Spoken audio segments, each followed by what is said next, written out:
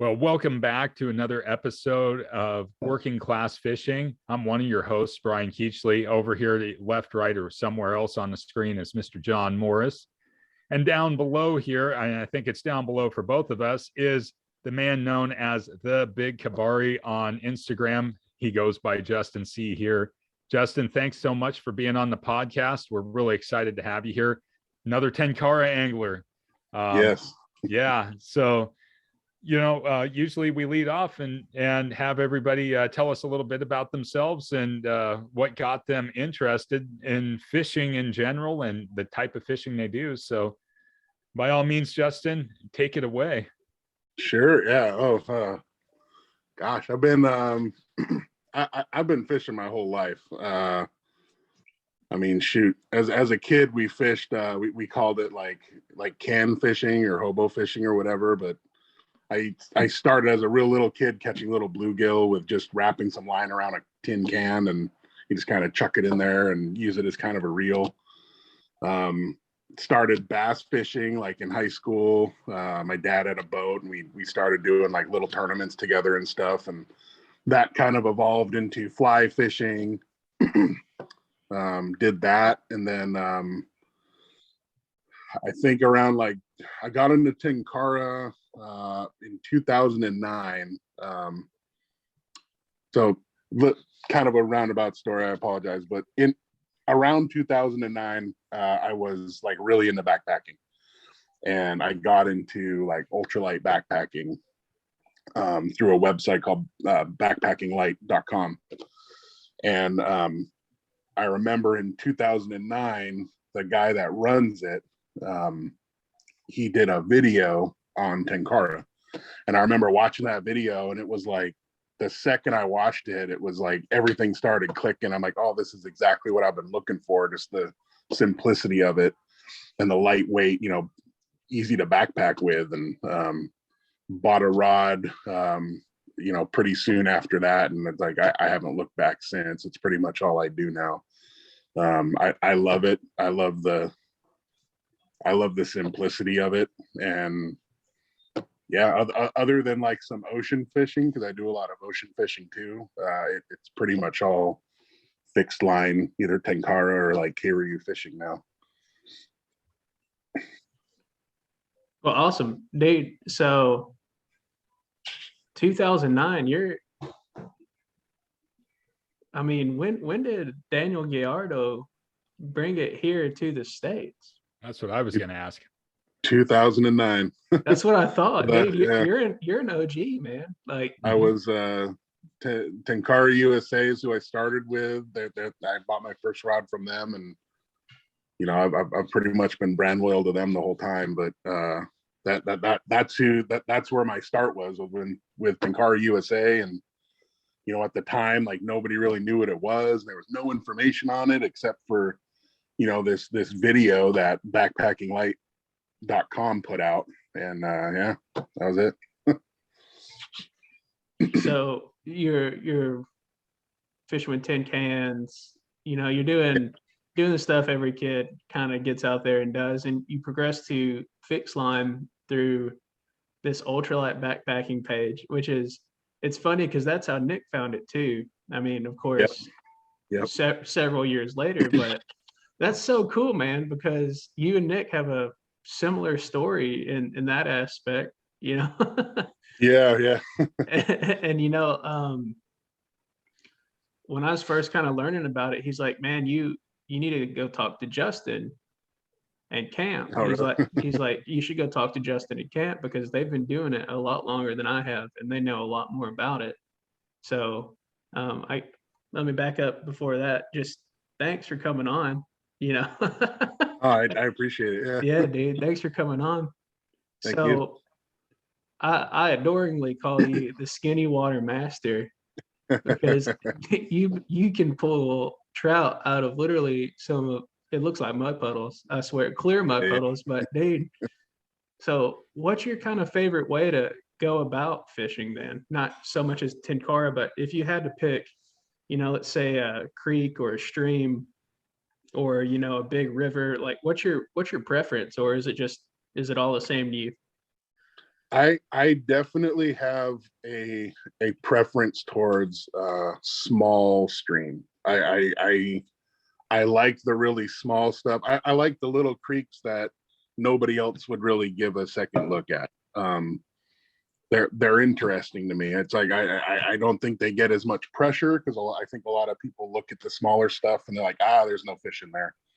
So I don't think they get as much pressure. I also just think they're interesting. I like the aspect of reading a stream and trying to figure out like where the fish are. And there's nothing, to me personally, there's nothing that beats like checking out a new stream, reading the stream, and like catching the first fish out of that new stream. Cause it's like, oh yeah, I read it correctly. I did it. And it's like, it's kind of like getting to it's like beating the last boss in a video game or something. You're like, yeah, I did it right.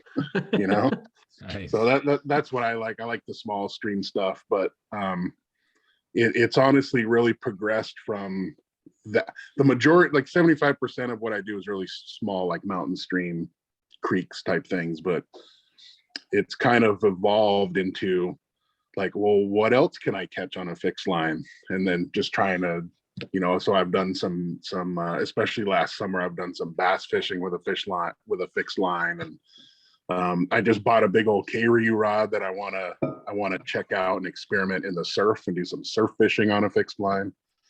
So it small stream is where my heart will be. I'll always, that's where my heart is, but it's kind of like, what else can I do? So. Dude, so I guess the question I have, as you know, I've got a Tenkara rod now, and all you guys were super welcoming with, all my nonsense and my questions and my really shitty memes. But but how do you I don't know, let's paint a little picture here. Let's say it's like, I don't know, you got a 60-foot wide river, right?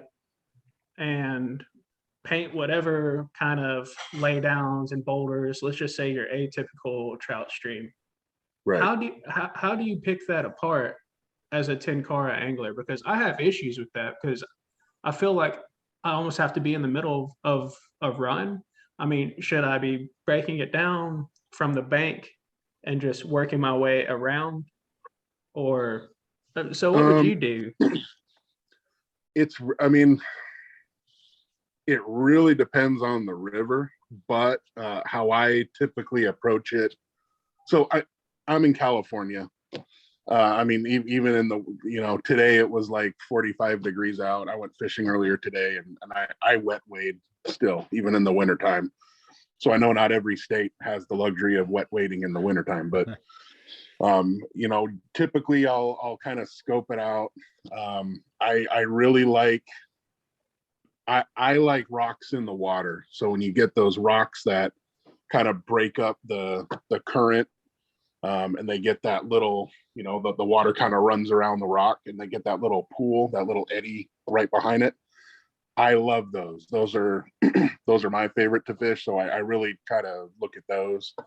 I'll look for like overhangs on the side. I typically don't fish like in the middle of a river. I find that really the fish are kind of hanging towards the side. In my experience, they're not really fishing like in the middle of the river unless they're spawning up the river or something. But so for instance, today we fished a pretty big river, bigger than I normally would, and it was kind of a new river for me. So I started out on the bank, started just working kind of the bank upstream and downstream of me, and I kind of work each section as like a 180-degree fan. So I'll kind of start upstream and I'll kind of work the whole section downstream, and then I'll kind of move up a little bit. I like to go from downstream to upstream, just because I feel like, the fish are where they're hanging and they're fighting the current, they're going to be facing upstream. So I don't like going upstream to downstream because I feel like I'll spook the fish that are downstream. But so that's kind of my approach, is I really look for those rocks. I look for other obstructions. I wade out, wade out into the water if I can, because I get, you know, better reach when I'm in the water than not in the water, because I got that fixed line. But yeah, I guess that's my. Does that answer your question? Yeah. I kind of got off base. Sorry.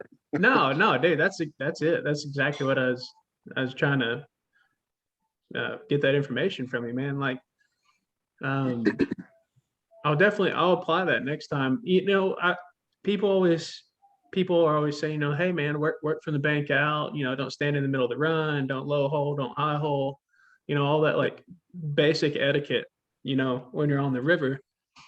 But it's so hard for me because, you know, I'm used to shooting like 20 foot of line out there and then just, you know, just Right. mending line, Right, you know? Yeah. But it's this whole new game. It's like if I keep my rod out flat after I cast, then I get a hit and it just pulls my tippet straight off my line. Oh yeah. Because it doesn't fight. It can't fight the rod. Yeah. And yeah, so you definitely got the rod. So like with Tenkara, you know, like I always use 5X tippet. That's what I've always used. It's what I always will use. I don't really change up my tippet that much. Well, ever. But you know, you got 5X tippet is like, you know, 5-pound test. But the rod is so flexible, it's almost like the rod acts as a multiplier for that tippet. So even though it's 5-pound test, I can catch a 10-pound fish without it snapping the 5X, just because that rod is it's almost like an active drag system, and it kind of increases the test of that tippet, if that makes sense. No, absolutely. So, yeah. Because I've had that too. I know exactly what you're talking about. When you cast out and you leave the rod tip down and something hits it, and it just, you know, it'll snap the tippet because the rod can't bend or anything. Yeah. But yeah. Yeah, you know, it's interesting, and I kind of want to step back a little bit. So you started Tenkara basically when Tenkara came around to being even, I guess, a commercialized fishing form. Probably prior to that, and I'm not too familiar with that. It was more of like a niche hobby type thing that a few people did, and then somebody said, "Hey, let's commercialize this because there's more people getting interested." In those early days, what was it like to get information on Tenkara and you know, Kabari and all these other aspects of that fishing style? Was it pretty easy, or were there like resources out there, or was it pretty dry? It was tough. There was not a lot out there. I mean, a lot of the information out there was what like Tenkara USA was putting out in the early days. They were really like one of the only sources for like, what do I do? Like, how do I do this? And so they had some videos that, you know, like Daniel put out. Other people slowly started kind of jumping in.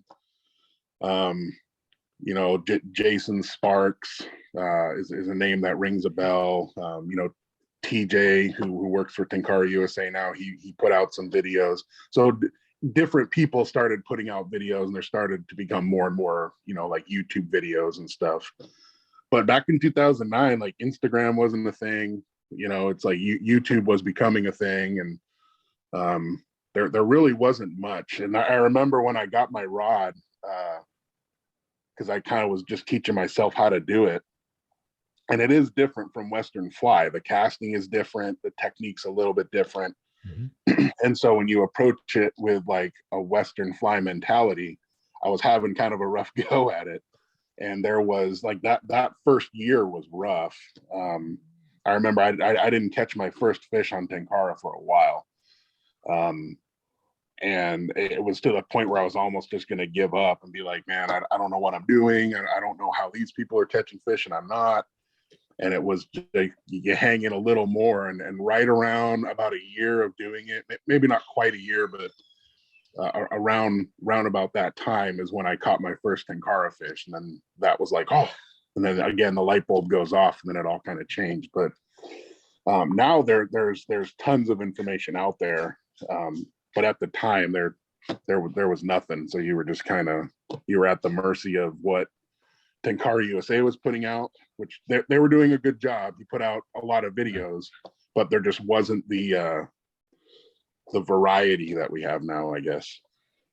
Yeah, that's one of the things I was kind of curious about, because it just seems that you have a fishing forum from the Asia, basically, that had not been done for a long time, and then trying to find information on it was probably even more difficult. So being right there at the forefront of it and having very limited information already to start, you kind of only had a couple folks here in Western culture that really had a good grasp on it. When you did get going with it, now how big was the community at that point? Was it fairly good size? Just did it kind of blow up out of nowhere, or was it kind of slow to fruit into a major fishing forum? It's funny because at the time, there was around 2009 to 2010, there was active forums for it on the Tenkara USA website. And I remember there was a decent handful of people that were active in the forums, myself included. And that was kind of it. That was like the community that I knew about.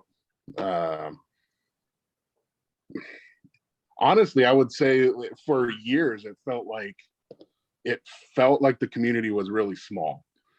And then something about, I don't know if it was COVID or what, but like in recent years, like pretty recently, I felt like the community's just exploded, and there's a ton of them out there. We have, there's like fly shops, like big name fly shops next to me that carry Tenkara USA branded stuff, and it's just I don't know if it was just COVID, people just being stuck at home and wanting something to do or what, but it felt like it was small for so long, and then it recently just exploded.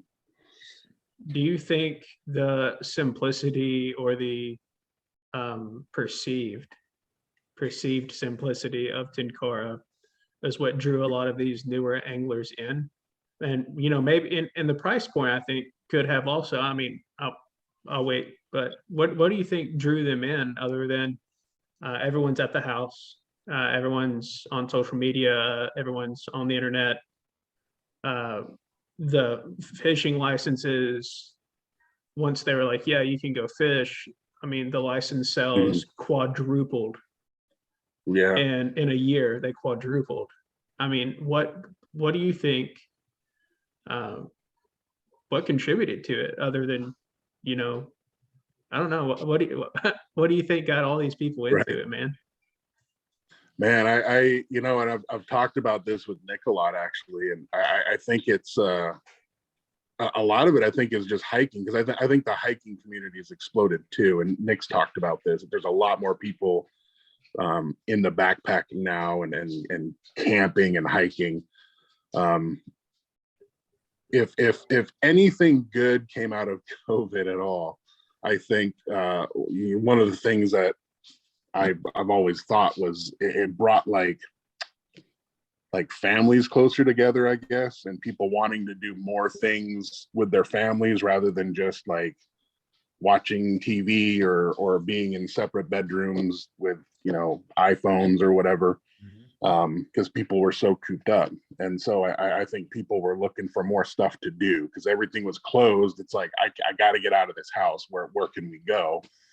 Well, the nature's free. You can go walk around in the nature all you want. And so I think with a lot more people doing that, it's kind of that natural progression that got Nick into it, that kind of got me into it, where you kind of start with the hiking thing and you kind of go down the road of like, man, my backpack's really heavy. Like, how can I lighten this up? And as you kind of look at that, then all of a sudden Tenkara comes out of nowhere and you're like, hey, that's pretty cool. And it's one of those things, once you try it, it's so addicting. And that simplicity is a huge draw. I mean, that was the switch for me. was I've always been looking for things that are simple. Like my whole life, I try to just simplify everything where I can. I don't like things to be too complicated. I've never had like really complicated fishing rigs. I've always just liked it to be nice and simple.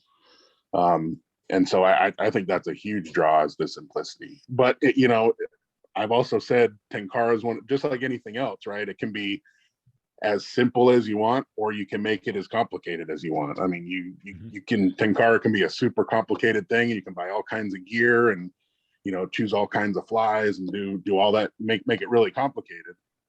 Or like my approach, you can be really simple. I only use a couple patterns I fish with. I have a couple key pieces of gear, but I'm not like a gearhead by any means. You can make it really simple. Yeah, that's the one thing that I think about is just in general with the simplicity. Number one, that seems to be a big appeal point for folks. But the other part of it seems to also be, and I think John kind of touched on it. A lot of people perceive it as easier to do than Western fly angling. And I think the only difference between that and Western is the addition of a reel, because you still have to have good casting form and everything else. But it's kind of strange in that respect. Now, this gets a little bit deeper into the weeds of Tenkara and all that kind of stuff. But as far as, bringing it to light and popularity outside of Tenkara USA, is there anybody that was really out there outside of that original group when you started that was really doing it, that had a name for themselves? Or was it just basically, I mean, somebody had to lead the guys at Tenkara USA to Tenkara. Right. I mean, was there any kind of like pathway where they discovered this and they started going down that path? I'm not sure. The way I understand it, the way I've heard it is,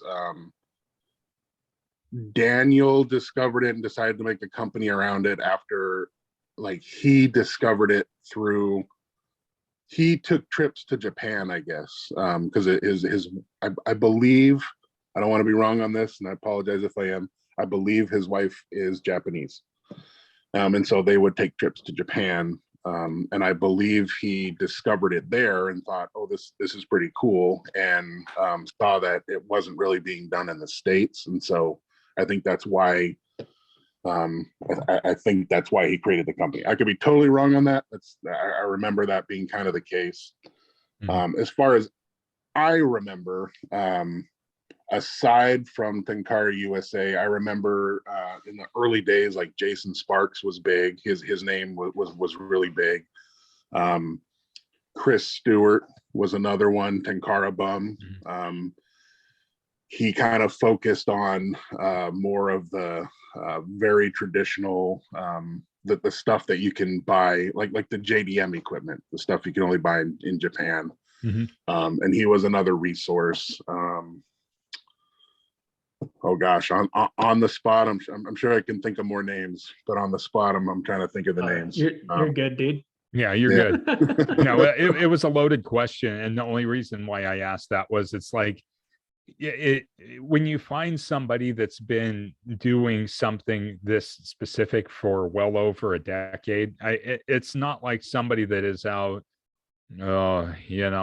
fishing for bass with a specific lure only. This is like a totally different fishing style. So it's always nice to kind of, like Tenkara USA gets a lot of credit, but I know that there were other people that were out there in the mix that were doing a lot. They just happen to have the smartest marketing department out of everybody else, and probably the best capital startup capability. So that's why I always ask, is like, there's always kind of a pathway with everything, but you being one of the original folks, what's funny to me is I think that John and I came around to discovering you a lot later.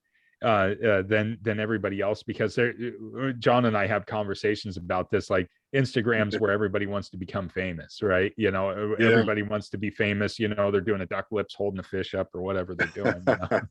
And but there's some folks that are like genuinely just interested in like seeing what's going on in the world on Instagram. And we came around to you a lot later after we met all these other people, and it's like, dang, you know, you've been doing this for, you know, like I said, I'm going to do the math probably wrong, 12, 13 years now. And that's like the longest that we know of anybody actually doing Tenkara. That's so cool.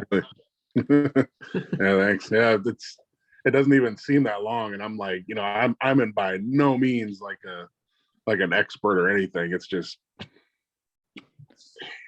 I don't know, I just like fishing. And that was like, this is like the most simple, like raw form of fishing, and it's, I mean, I just love it, Dude. I really like that you use the word raw there, right?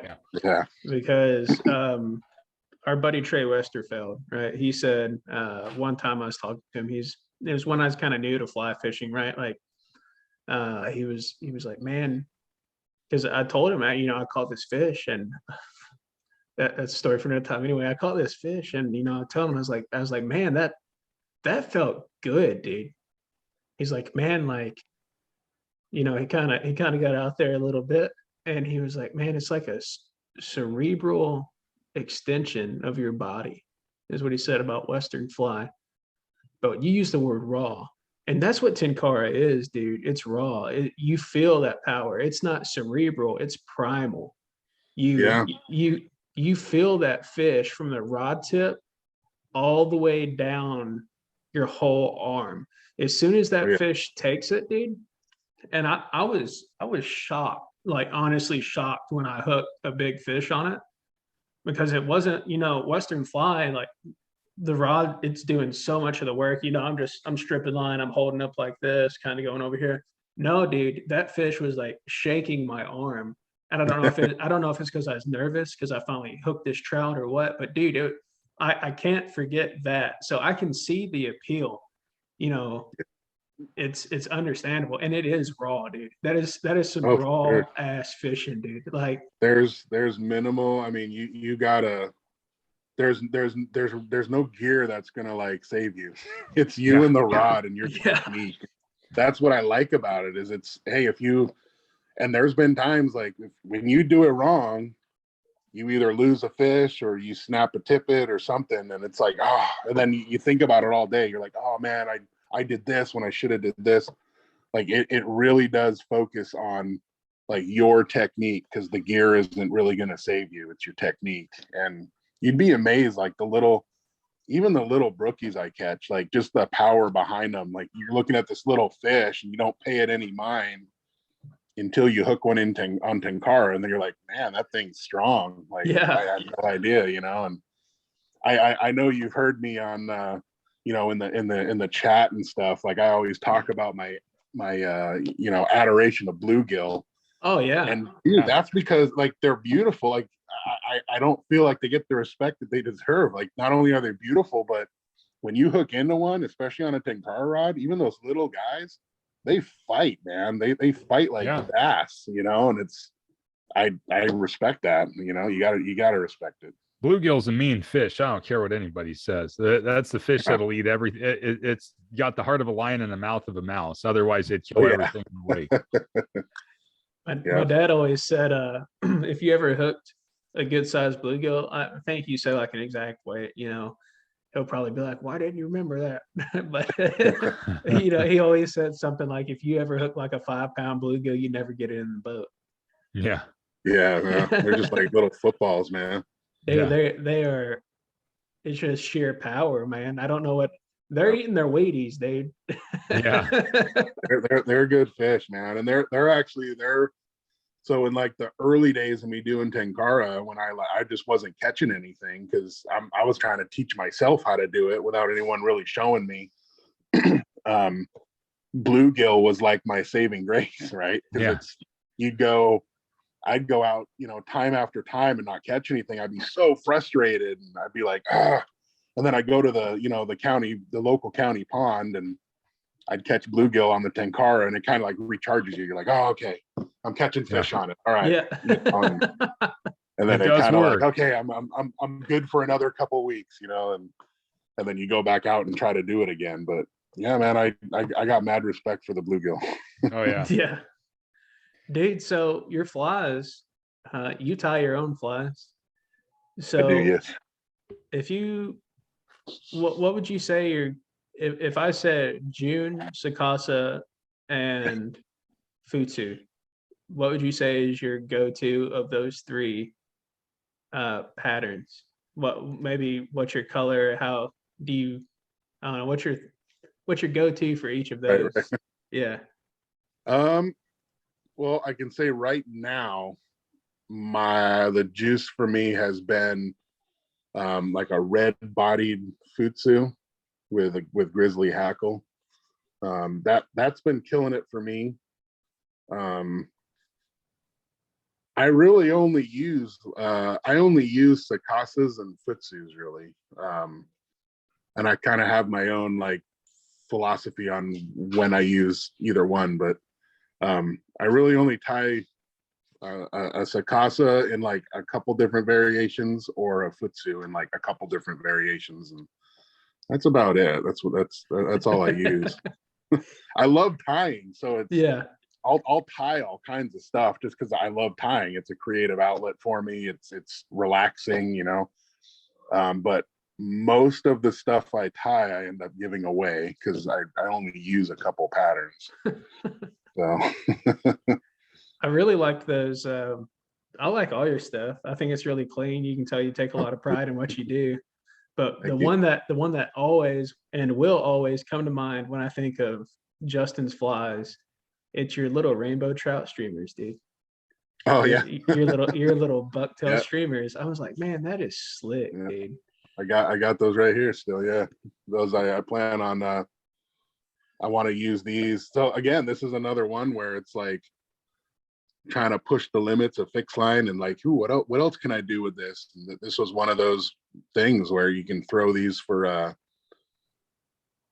I threw these a few years ago for bass, and they worked. And then from then on, it was like, ooh, I wonder if I can do like steelhead with it or something, you know. And so yeah, I still got those right here, but that's what I plan on doing with those, is trying to rig those up with like my K-Ryu rod and trying to get like steel or something with it. Yeah, go ahead, John. Brian. No, I was just gonna say you're Go. No, you go. Yeah, you got me excited when you got me really excited when you said steelhead. Have you ever hooked a steelhead on Tenkara? No, I haven't. It's kind of been like a dream of mine. They are river unicorns. They'll give a Yeah. muskie a run for their money as far as amount of casts. So anyways, go ahead, John. I was just gonna say the K-Ryu rod you have is like 1,000,000 feet long. Not literally, but how long Right. is that rod, dude? Because I've seen the pictures. That's a long rod, bro. That one's a long one. That one's the Nissan two-way rod. That's a 20-footer, and it's actually a zoom. So that one I can fish at 18.5 feet, or I can zoom it to 20 feet. Not all K-Ryu rods are that long. I got that one, you know, the big boy, if you will, because initially my thought process with that was I wanted to take it surf fishing, and so I wanted a really long rod. Yeah. With the backbone to pull, you know, like a perch out of the surf, and with the long rod, have that really long line so I can actually get out there. But I mean, I haven't taken it to the surf yet. I bought it for surf fishing, and I end up using it for. I mean, it does really good in big rivers. I actually end up throwing trout magnet jigs with it because it throws. You could trout easily magnet do that. jigs. It throws it like a dream because it's fixed line.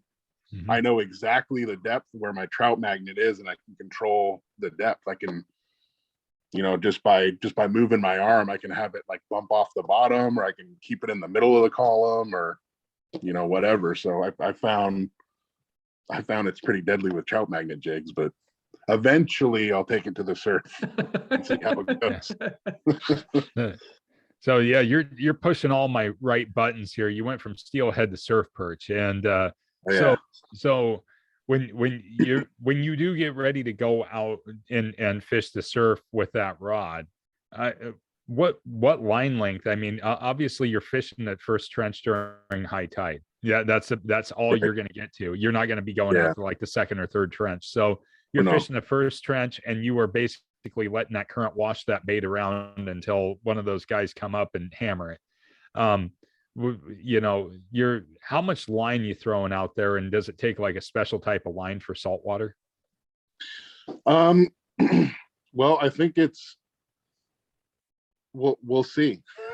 There's some other, so there are some other Tenkara anglers I know that have used it in the surf. Martin, Sage Heart Tenkara, I know he went to Hawaii, and he was actually catching all kinds of fish in the surf. He has the exact same K-Ryu rod as me, and he was catching all kinds of crazy Hawaiian fish in the surf on his K-Ryu rod, and it was pretty cool. So as far as the length of line, I use level line with everything, which is just I like the fluorocarbon level line. Mm-hmm. No taper to it, no nothing. And I use 3.5, or for the surf, I'd probably bump it up to 4.5. I like to use the length of like main line, whether it's level or furled or whatever. Mm-hmm. I like to use the same length of line as the rod. And then I will typically use like an arm's length of tippet. So it ends up being like, around 2.5, 3 feet of tippet. For the surf, I would probably use 1.5 times the length of line. So I'd probably be using like probably a 30-foot section of level line, and then another probably 3 or 4 feet of tippet on top of that. And then we'd see how that goes. My plan is to bump the 5X, up to like a 4X, because that rod can handle it. And then, the K-Ryu is meant to, Tenkara rods aren't meant to throw weight. It's meant to be a weightless fly, just like fly fishing. It's the weight of the line that's kind of casting it. K-Ryu is a little different. K-Ryu is meant to throw weight. And so I plan on, the rig that's always worked for me for the surf, especially for surf perch, because it's like one of my favorite fish to catch and eat, is I always just used a high-low rig. Yep. On my spinning setup, I used a high-low rig with the Berkeley grub, the Berkeley sandworms. I murder them on that. Yeah, just I love absolutely murder them. You can get doubles. I mean, if you get into a school, you're limited out in 5 minutes.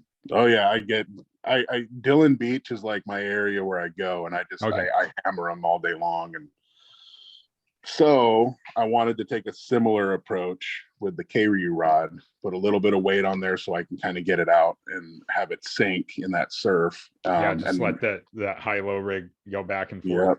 Yeah. And it probably wouldn't be a double like a true high-low rig. It'd probably just be like a single hook with a sandworm on it, and then just a dropper like sinker on it.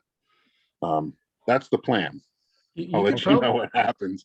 You could probably do a point fly and then a tag. If you really that's wanted what to. I would say.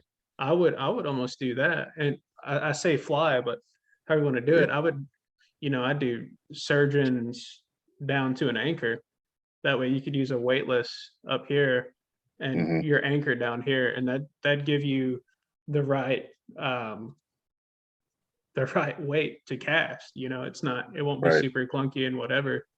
I mean, I've never fished the surf, dude. I'm pulling shit out my rear right now. Well, I think your method's spot on, John. I mean, and I fished the surf a lot, and I think you have too, Justin. The idea of the anchor would work pretty well. You'd have to have a pretty significant anchor. I don't even know where to start. So with conventional gear, on a nice day, you're running 2 ounces of weight. That's on a nice day. Yeah, At least I was up normally running like a 3 or 4 ounce pyramid weight Yeah. at Dillon Holy Beach, just to the smokes. surface. Yeah. Yeah. I this last weekend I was running 8 ounces because we had a tidal surge coming in. So it was like, yeah, and it was still getting tossed around like a rag doll. So we went from like a 6-foot swell up to like a 14-foot swell within about 3 hours, and that's when I was Wow. like, I'm getting out of here. Yeah. it was getting a little nautical. So I was like, I think I could get out of here. When you watch the rip current come for you, and you're like, oh boy, yeah. Oh yeah. It's one of those North Pacific Yep. type things, you know. You're like, and then you just watch hell coming over the horizon. You're like, yeah, I'm done. Oh yeah. Definitely gonna say, oops. Definitely gonna say though, that's gonna probably be a pretty fair weather, low swell fishing method, Yes. because if you're out there, you're gonna have to wade pretty. You're probably about 40.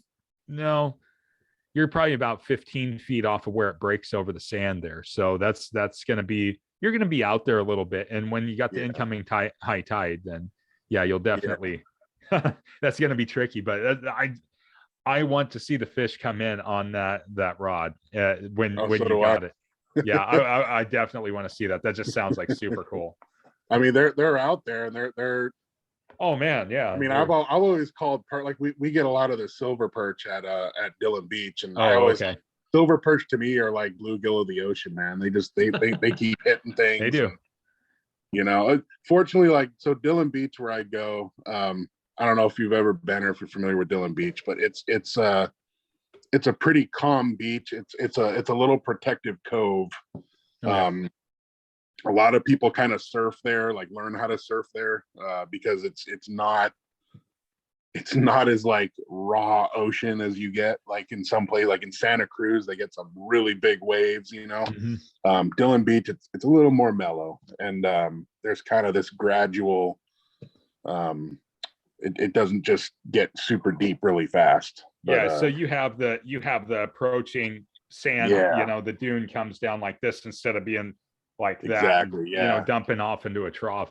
Yeah, and I could only imagine trying to cast a Keiru, you know, that type of rod, or Tenkara, or even fly, if you're backed up against a cliff, and that's, so we have beaches like that here, but the way that the tides interchange and stuff like that, it's really bizarre, especially if you're outside of jetty tips on a bay or something like that. So there's not as many of those protective coves here. But we get red tail surf perch. We get the silver surf perch up here, but we also get the red tail, and the red tail will get up to like 2 pounds, 2.5 pounds. And so that's what I was thinking in my mind. I'm like, you're going to hook 2 of those, they're going to thrash that rod. Because if they can take a medium heavy action 10-foot and bend that thing over, and just, you know, with like a 2 to 3 ounce pyramid, and race back and forth in the surf, because they're just, they are the bluegill of the ocean. I mean, they're insane. Little fighters, man. Yeah, no, I'm not gonna be doing a double, just a single hook. Yeah. One, that's it. Yeah. But yeah, it should be. This year didn't really work out because I just, things came up and got too busy. But next year I'm definitely taking that to the surf. Oh yeah, that's gonna be cool. I can't wait to see it. Yeah. Oh man. So, dude, I that's so much weight, dude. Like I can't get over that, man. Like I went deep sea fishing once, or twice. Well, I went deep sea fishing once, and I fished off a pier once with some squid. Didn't catch anything off the pier, but I caught a red snapper, and you know, that was a lot of fun. I don't remember anything about it. I was a kid, but dude, you know, like when I think of a lot of weight, I think of like guys using spark plugs and stuff like over here at the spillway when they're generating. Dude, you're using like 4 or 5 times the amount of weight. That's you got to get it anchored to that ocean, man. The ocean knocks it around, and you need something that'll, if you're using like a 1 ounce egg weight or something, it won't even touch the bottom. It'll almost float. It just kind of it just drifts. So like I think the lightest that I go is 1.5 to 2 ounces when I'm out there. That's about the lightest that I'll go on that.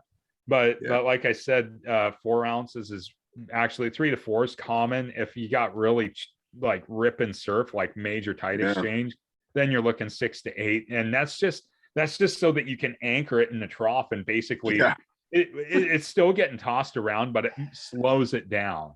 It's like nymphing. Just think of it that way. Like you got a strong current in the river, you're like, oh man, I need a 1/4 ounce to get down there and hold it. Well, out there you need like 8 to 10 ounces just to kind of slow it down. It's crazy, dude. I'll show you some sturgeon weights that are like 18 to 20 ounces. Oh my God, it's stupid. They're like they're a cube. Like it's like, why? And you see these guys and they're like, they'll just go, and they roar out, and it's the kaploosh. It's like, why don't you just put a rock inside a grocery bag and tie it to your line? It would probably do the same, but they just want to pin the bait down to the bottom and hold it in one spot. Yep. So is that what everything that you do in like inland waters, you got to multiply it like 10 times for this. So you're just trying to get that on the bottom and then have the other bait suspended. Yeah. So we call it a high low. You'd call it a double dropper. Yeah. Well, not only that, but like drop shot. I'm thinking drop shot. Or drop shot. Yeah. Yeah. Yeah. It's like a drop shot rig. It's kind of like think of a drop shot with 2 hooks. You know? But instead of like when I, like in my bass days, when I would do drop shots, like robo worms and stuff, you just have the hook, you tie it in line and then leave a little bit of a leader and tie your weight at the bottom. Yeah.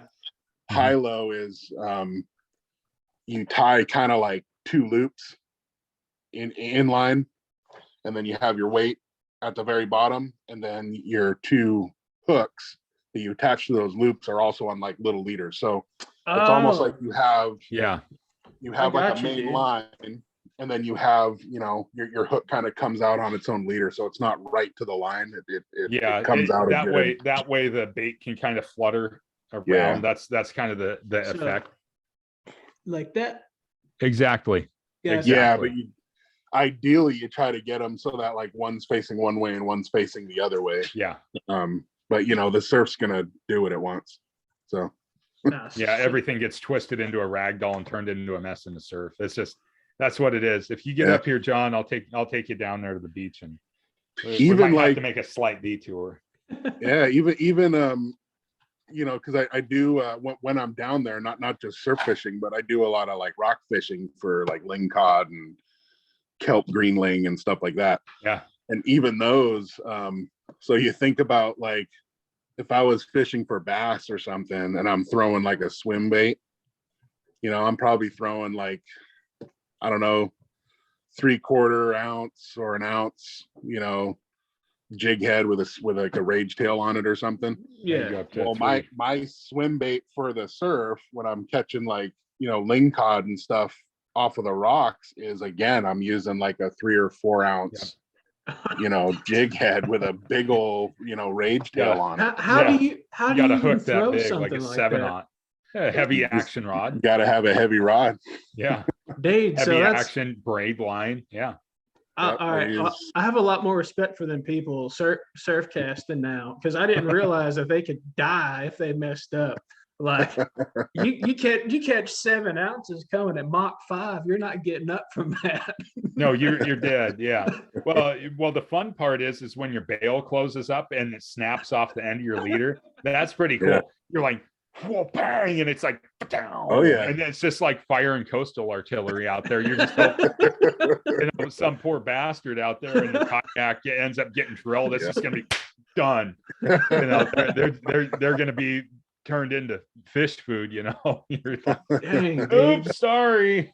150 yards out there, hit them at like 400 miles an hour with a chunk of lead. Man, I know we were talking about whopper ploppers last time on the last episode. Dude, that reminded me, I was furious one day. I don't know why I'm telling stories now. Sorry. But dude, you know, I kept backlashing. There's a brand new line on this reel, and I was like, "This line sucks, dude." And I was so mad because I just put this line on here, and I was like, "This line sucks, man. You never buying this line." And dude, I whip it, and I'm fishing under an overpass, and you couldn't have got a greased BB up my asshole, dude. That whopper plopper went up on that overpass.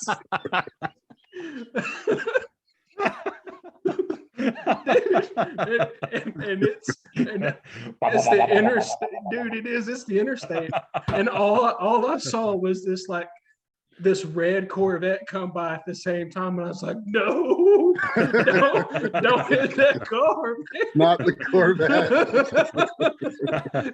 Anything but the Corvette. Hit the jalopy, but not the Corvette. Yeah. You know, you put it like a whopper plopper 90 or 130 through a Corvette windshield. That'll be a first. Dude, imagine that'll test your drag real quick. Yeah. You're gonna be, you know, trying to straighten that rod out as fast as you can. Could you imagine that this Shimano SLX and this Dobbins Fury just shooting out of your hands? Yeah. That'd be ridiculous. Dude.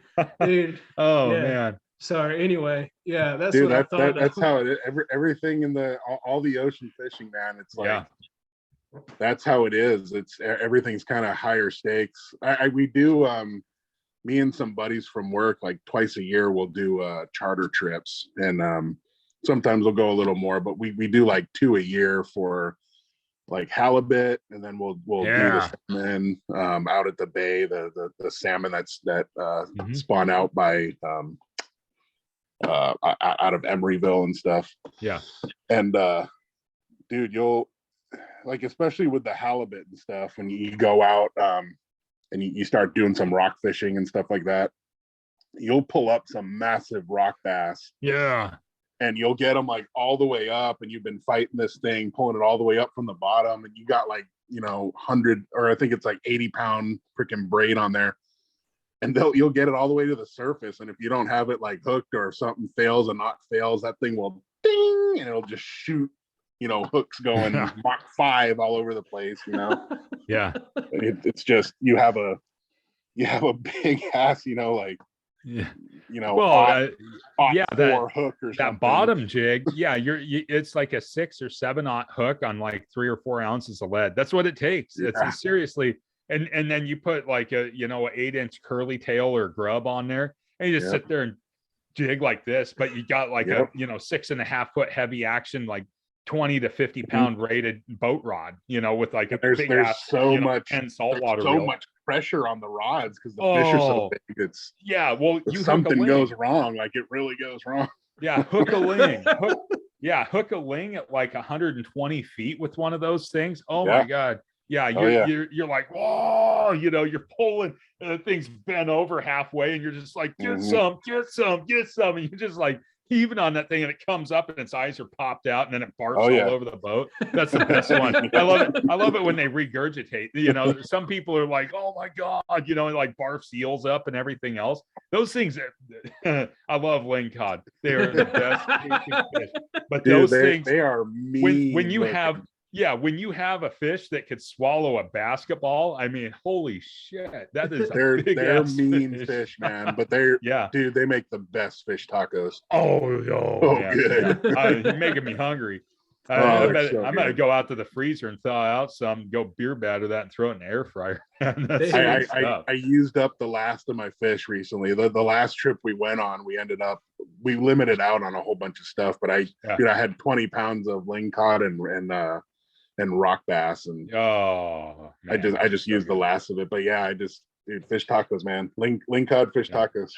Well, the halibut's a close second, you know. Well, I mean, it's halibut. Good. Oh man, yeah. Halibut is my favorite fish in the whole ocean. I mean, well, and then people sit there and say, you know, oh, look at the halibut. You know, you ever open the mouth on one of those things?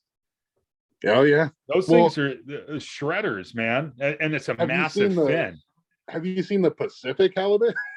Like many people think of like California halibut, you know, and like especially around here, like, oh, halibut, you know, oh, they're, you know, Well, they think they're they're a little big, they're flounder 15, like 20 pounds. And it's like, have you seen a Pacific halibut? They're yeah. like the size of a boat. Yeah. Well, when you reel it up and you got to shoot it with a 357 before you bring it into the boat, that's a fish. Well, not to mention, it's like we call them doormats because it's like you reel it up and it's like reeling up a doormat. I mean, well, and then they go for a run. Hard. Yeah, it's one massive fin going. Well, take a bluegill and inject it with like, you know, U-238 and put it out in the ocean and make it like a super predator. That's what a halibut is. You hook it and you're just reeling up and it's just like, no, and it just goes. That's it. And you're just like, what do I have? You know, when the guy's getting out the pistol to shoot it, you know, when you get it up, they're like, yeah, we'll gaff it and shoot it. That way it doesn't break your leg when we haul it over the side.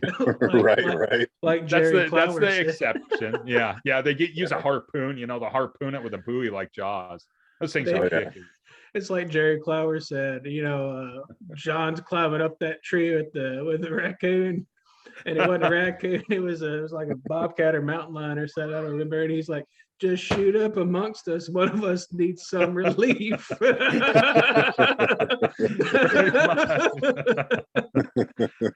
Wasn't no coon, but it was definitely a bobcat, that's for sure. Dude, we got to talking about food.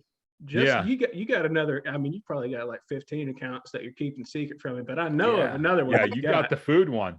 Yeah. You got the hungry kabari, dude. What's going on with that? That was I love cooking. I love cooking. Heck yeah. That was just something that's like I just, again, it's a creative outlet for me. So that was just something I started as like another creative outlet, so I wasn't like flooding my, you know, my fishing page with like food. But yeah, I do. I was telling Nick today, it's funny, I kind of have like two pantries, and if you open one pantry, it's, you know, you'd think you were in an Asian household, and if you open the other pantry, you'd think you're in a Hispanic household, because that's like that's what I cook, man. I love Hispanic food, I love Asian food, and so I like cooking it. But yeah, I just that was just another little channel that I was kind of messing around with food. Dude, but what is that grill though? That little that is a so that's a yak grill. It's a yakitori grill. So that's like my new obsession. I'm gonna go look at it right now. I'm paying attention, but yeah, so yakitori was like my new thing that I'm one of those people, like if something interests me, like I've had a lot of hobbies over the years, because if something like interests me, I can't just be like, oh, yakitori, what's that? Oh, that's cool, and then move on. It's kind of like, hey, that's cool, what's that? Okay, now I have to know every single thing about that. I got to know why that is. I got to know how they do it. I got to experience doing it. And that's how I am. So that was like my latest obsession, where that's like a little hibachi. Yeah. So that grill, it's, you know, it's basically a hibachi grill. It's made to burn the special, like, it's called binchoten charcoal, which it's like the real binchoten stuff is super expensive and I can't afford it, but it comes from like Japan. It comes from a special like white oak tree that's made in Japan. And that charcoal burns for like hours and hours and hours, and it's super, super hot. I don't have any, but I use some other stuff that's like it's like binchoten charcoal, but it's man, it's from Thailand. It's some good looking food. Dude. But I'm listening. I'm just looking. It's all designed, that grill's designed to just burn that really, really hot charcoal. So you're cooking small bits of food, you know, on skewers, really, really high heat. It cooks it really fast. It keeps it juicy. And that's kind of what it's designed for. So with it burning so hot, is there a lot of smoke? So the charcoal's smokeless, but actually I'm super novice at this, so I don't want to look like an idiot, but oh no, from what I've learned, it's not the charcoal that gives off the smoke. You kind of rely on like the fat from the chicken to drip onto the charcoal, and it makes that smoke. And that's part of the flavor is while that fat is dripping onto the charcoal, it's kind of like smoking up and infusing all this like, chicken fat, delicious flavor with everything. And so it's really good. It's got to be really specific. That's cool, man, because when I think about that, that means that recipe, not every recipe is specific, except unless it comes from your grandma. And then it's, it's a pinch of salt, it's a pinch of salt, and it's like three shakes of sugar. And you can't ever add the same love your grandma does to her banana bread anyway. Right. Yeah. But they have to be really specific recipes to get that really good flavor. Then, like, I would imagine, because it's not like you add. I mean, I'm sure you could add whatever you wanted on there. I mean, it's America; you can do whatever you want. But right, exactly, America. But I would imagine, like, okay, well, if I want to do, a beef and a mushroom, and then some other, really, I don't even know what the word is. I just cook food, man. I don't know what it's called. I just know what it tastes like, Right. But juicy, man, for lack of better terms, stuff that gives off a lot of moisture and juices that flow when heated up. Yep. Like I would imagine peppers and mushrooms and beef. I think that'd be pretty rad, dude. Beef is really good. I've done beef short ribs on it, like made skewers using short rib. They call that like poor man's wagyu because it's just so tender. Oh yeah, yeah. Especially when you're cooking it so fast like that, it's just, dude, it melts in your mouth. And talking about like specific recipes and stuff. If I can geek out for a minute on yakitori here for a minute, but it's what I didn't know, and what was interesting to me is, when I first saw yakitori, I'm like, oh, they're skewers of chicken, like whatever. But then when you get into it, it's like it's so much more, and it's such an in-depth way of cooking a whole chicken. And that's specifically what it is. Yakitori is grilled chicken.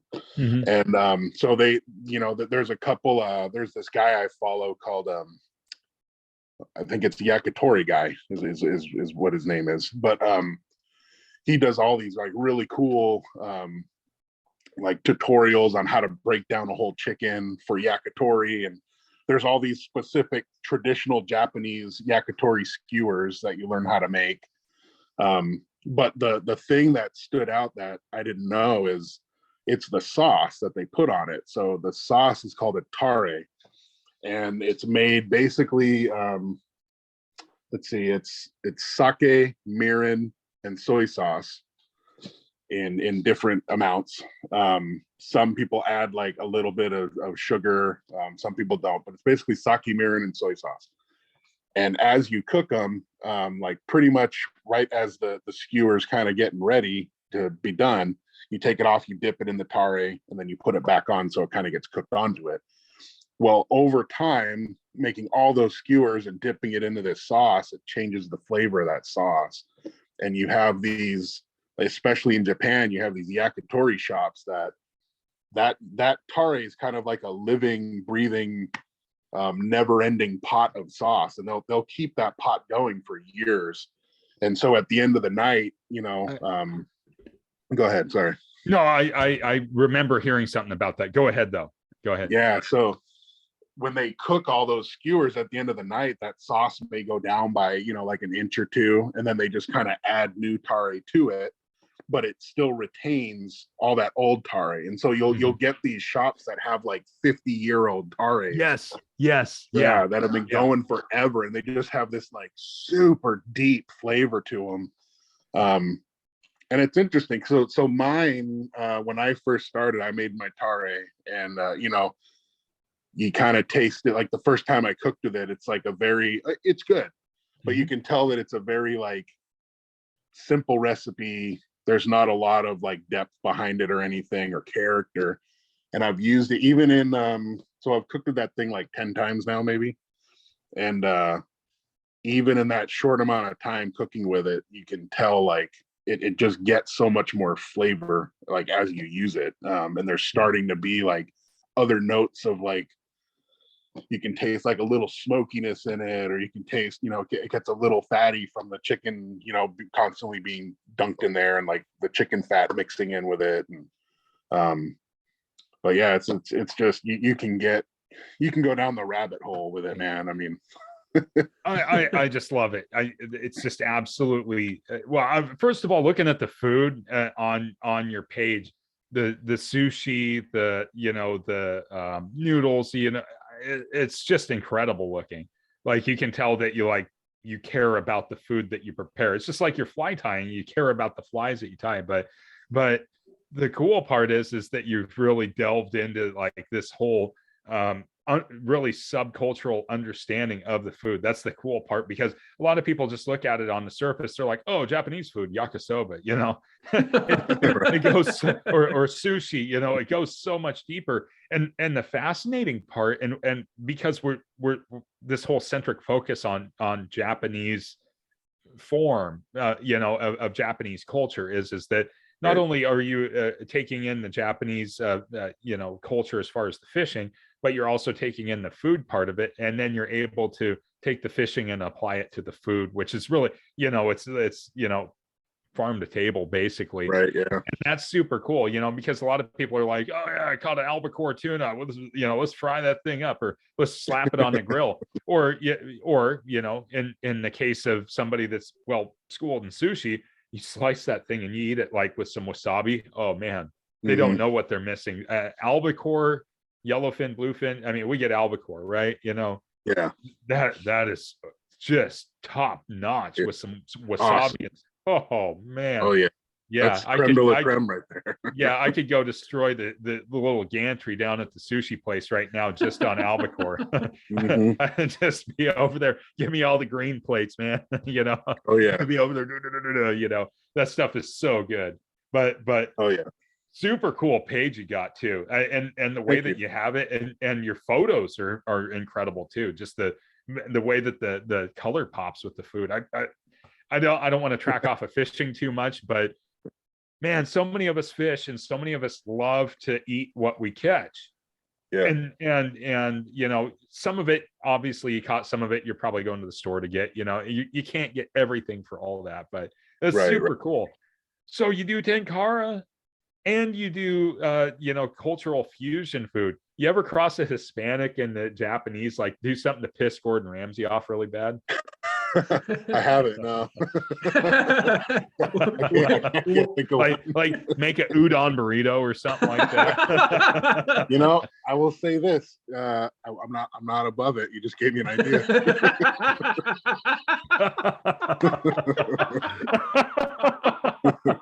Dude, do it. Just take some udon noodles and load it up. Slap some short ribs in there and some Taco Bell hot sauce. Call it good. Dude, you're making my mouth. You got something. You're making my mouth water. Just don't forget your lamb sauce. Yeah, the lamb sauce. What about the bass? You get slap the bass. Between the lamb sauce and the bass, that's the whole thing. Yeah. Oh man. Jeez. This is too good. Yeah. Well, that's what it's about. It's just I like I don't know. I like delving into things, and I like really, really exploring like why things are like. I mean, food is a perfect example, because it's like you look at the way someone cooks something, and it's like, well, how did you cook it that way? Well, why did you cook it that way? What's the science behind cooking it that way? Why can't I cook it this way? And it's just, I like delving into everything and just peeling back every layer that I can and immersing myself in and there's some hobbies I have. It's at the detriment to my wife, unfortunately. And she's very supportive of me. But, there's a lot of hobbies I have where I'm like, so story time, leather working. So I got into, I was like, I really like, leather like wallets and leather portfolios and stuff. And There was a guy that I worked with that makes these little like leather portfolios, and I was like, oh, that's pretty cool. And I looked at his, I'm like, I bet I could make something like this. And so I went out and bought a bunch of like leatherworking stuff, and I went down to like, the local leather place, and I bought like a big old, talking to him about what I need, and came home with a big old like half side of leather. And for a little while, like I taught myself kind of how to work on leather, and I made some little tabletop footballs, and then I made some wallets, and I made like I actually made a couple like really cool things. And then I was like, okay, cool, I know how that works. Now I'm done. And I haven't like done anything yet, because it's kind of just the way my brain works. I need to know like how everything works, and I want to do it and experience it. And sometimes it's a hobby that sticks, and sometimes it's like, okay, cool, that was fun, but moving on. So now I got a bunch of leatherworking stuff that I don't use. And hey, sell it, get it on Craigslist or the buy sell it, and then roll that over into your food. I just think, I don't know what it is. And John, I know John will like go out and he'll catch a load of white bass and fry them up and make hush puppies. Like that's yummy. his thing. Me, I'll go out there with the clam guns, and I'll go pluck some razor clams out, and I'll make those up with some JoJo's, and then of course everything in the Northwest we dip in tartar sauce, right? You got bass and hush puppies going on down there, but it's all like the food and the fishing go together. Like, absolutely. I'm telling you right now, like, I don't know of an angler or a hunter or somebody that goes out and goes and plays with wild things like we do that doesn't know how to cook something good. It's all these other weirdos that don't, like all the, no, seriously. Now, hear me out. There's going to be somebody that gets butthurt, and they're going to be like, well, Brian's fuck, blah, blah, blah, whatever. I don't care. But this is what I'm saying, right? It's like people that go out and fish and hunt and go out and play with the wild things tend to be really good cooks. All of the greatest chefs out there will actually go out and they look at the farm field, or they look at the pasture where the mammals are raised, or I'm saying mammals, but the livestock, I should say, or the poultry, or the fowl, whatever they're doing. Like they want to know where their stuff's coming from. We all know where our stuff's coming from. When we throw out something that mimics their natural food and they eat it, and it's like that fish is healthy. It's not like something with mad cow disease where it's like, it's seizuring out, and you're like, oh damn, I don't want to eat that. We don't know necessarily, and we do have to eat out of the store. It's just what it is today. We can't go out and like rape and pillage the land, but that's already been done well before our time. But we at least we have some solace in knowing where our food's coming from. Like I said, because I know that's like John's primary thing is white bass. That's the only reason I'm saying that, John. But I know there's some other fish out there, catfish, channel cat fried up's good. Some red fish, some drum, I mean, some people are like, oh, drum, I'll eat it. It doesn't matter to me. I'll eat a grass carp. I don't care. But hey, if you can make it taste good, I'll eat anything. Hey, you know what? You smoke a grass carp, it's like a freshwater halibut. It's good. I'm not kidding. I'm not kidding. But it's got to be a grass carp. I don't know about those Asian carp things, but I'm sure you can figure them out. But there's just so many different ways. But the people that go out and play with the wild things typically know how to cook the best. And I think you're onto something there. There was I don't know if it was a show or something I read, but there was that sentiment that was discussed, and I think it has to do with just having it's like the whole having an appreciation for everything, and like what that animal gave up for you to eat. Even if you didn't hunt it yourself or catch it yourself and kill your own animal, even if you got it from the store, there's still, I think, like with anglers and hunters, I think there's something to be said for, I guess, the reverence of like, an animal gave its life so you could eat, whether you did it, whether you killed it or not.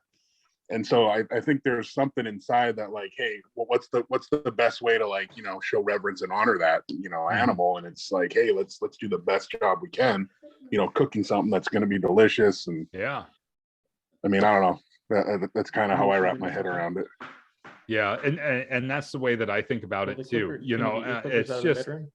this goes Okay. into a deeper philosophy, right? You know, so we start talking about like the, you know, the connection of the fish, the angler and the hunter and all that kind of stuff, you know, as far as that goes.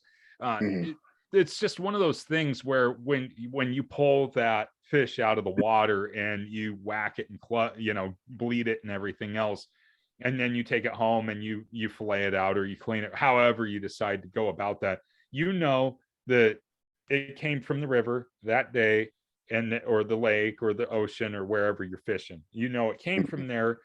You know how it got treated from the time it was hooked to the time it was put on the bank or in the boat, to the time it got whacked, to the time it got bled, to the time it got gutted or filleted or whatever else.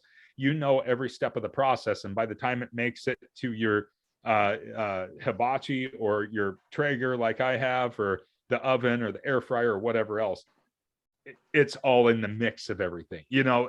And that's the cool part of it, is like you have that connection. That's the cool part.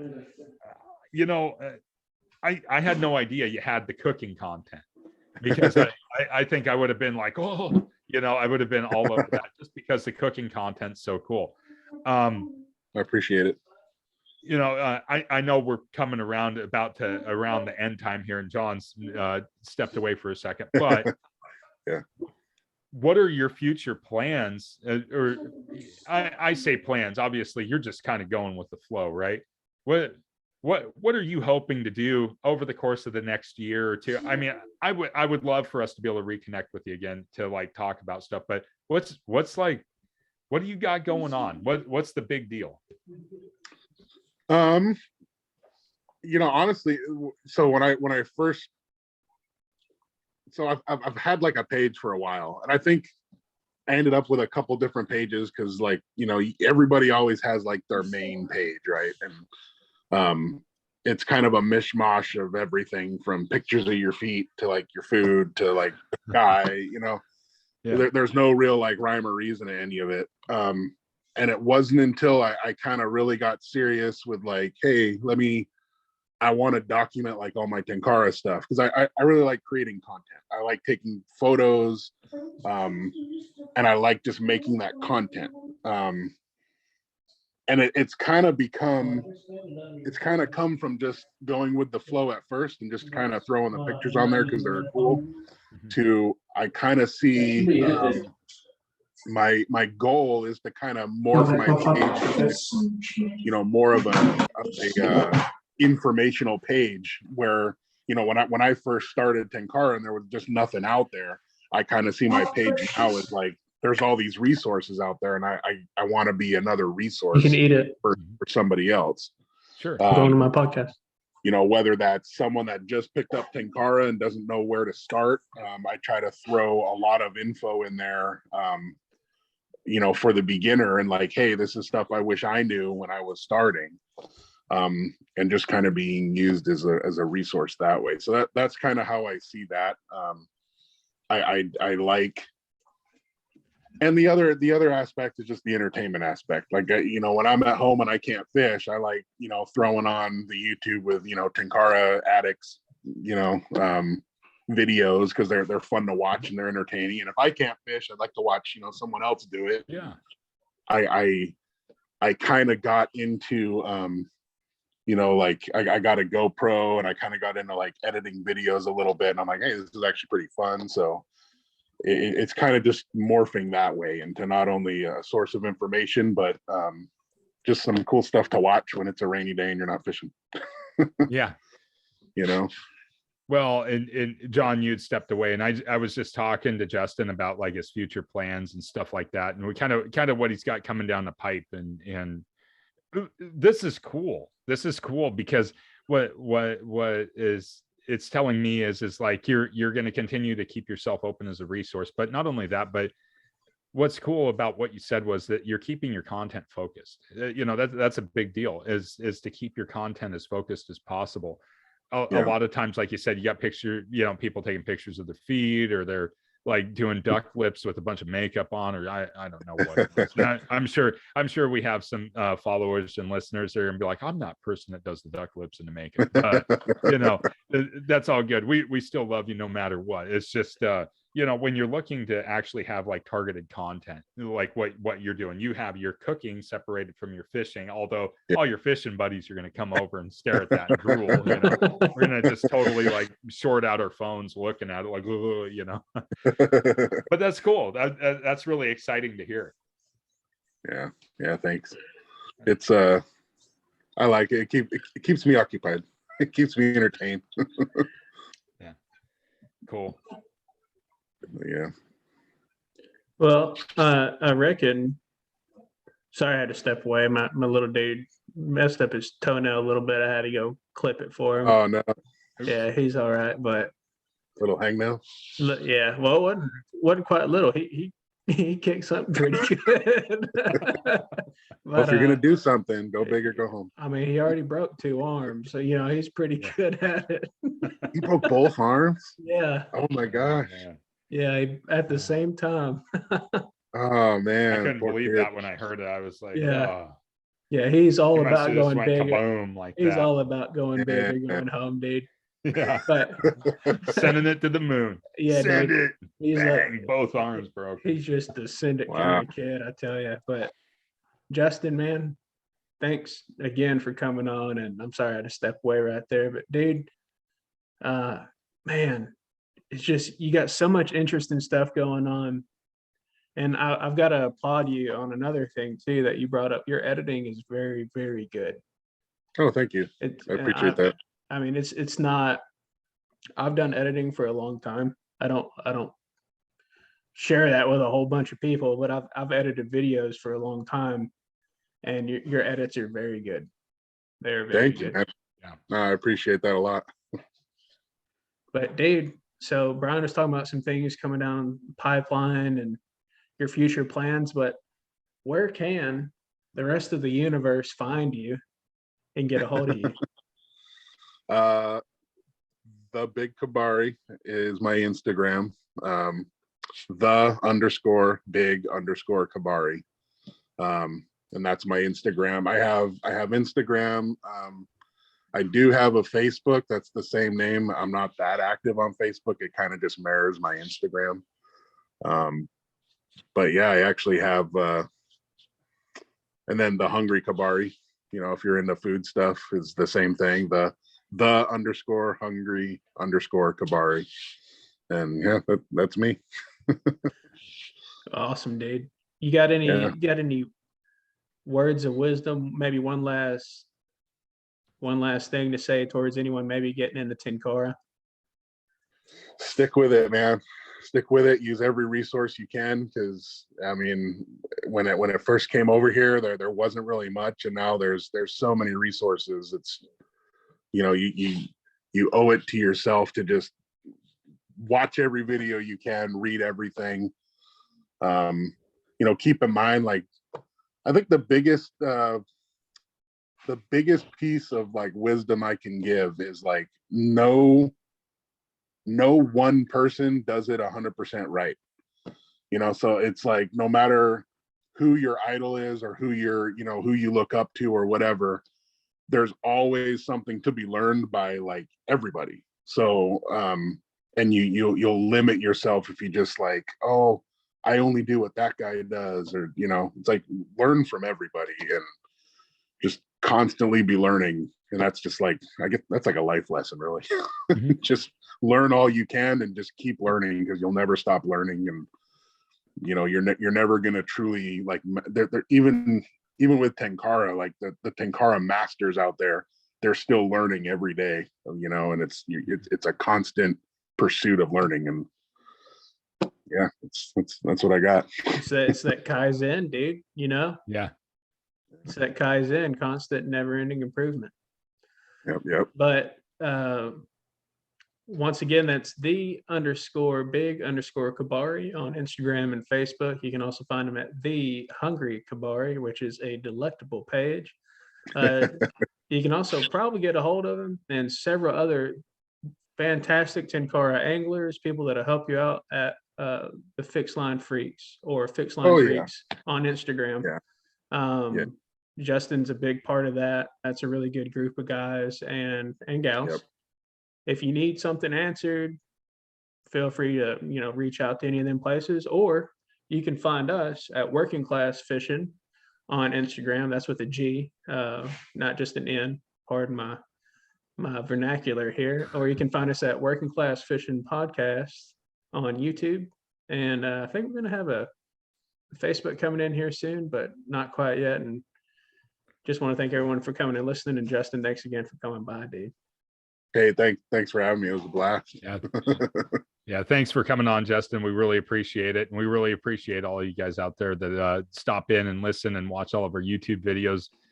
Without you guys, we'd be talking to a black hole. So it's definitely nice to have all of you out there. But Justin, thank you so much for coming on.